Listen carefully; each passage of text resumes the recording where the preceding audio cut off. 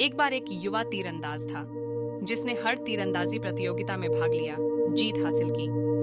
अपनी सफलता के कारण युवा और भी ज्यादा घमंडी हो गया और उस चैंपियन ने एक ज़ेन मास्टर को चुनौती दी जो एक तीरंदाज के रूप में अपने कौशल के लिए प्रसिद्ध था।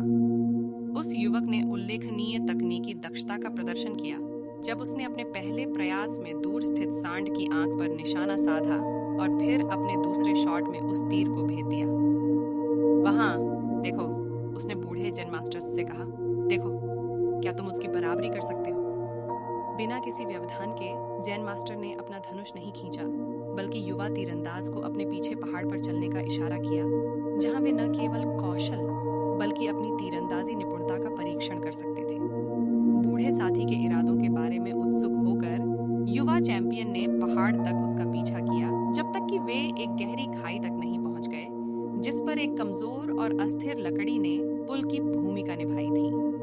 अस्थिर और निश्चित रूप से खतरनाक पुल के बीच में शांति से बाहर निकलते हुए बूढ़े मास्टर ने लक्ष्य के रूप में एक दूर के पेड़ को निशाना बनाया, अपना धनुष खींचा और एक साफ सीधा प्रहार किया।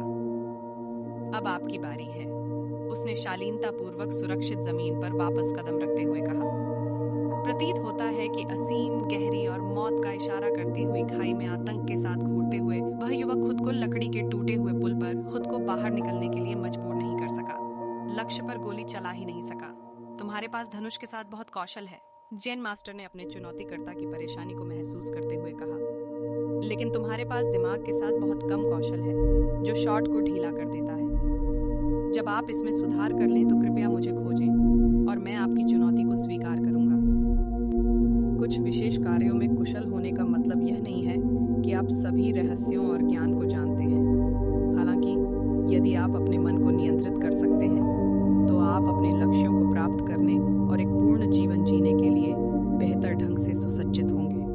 सफलता कैसे मिलेगी? योगी ने उसे एक पत्थर दिया और कहा, इस पत्थर को 1 महीने तक उठाते रहो और फिर मुझसे मिलो।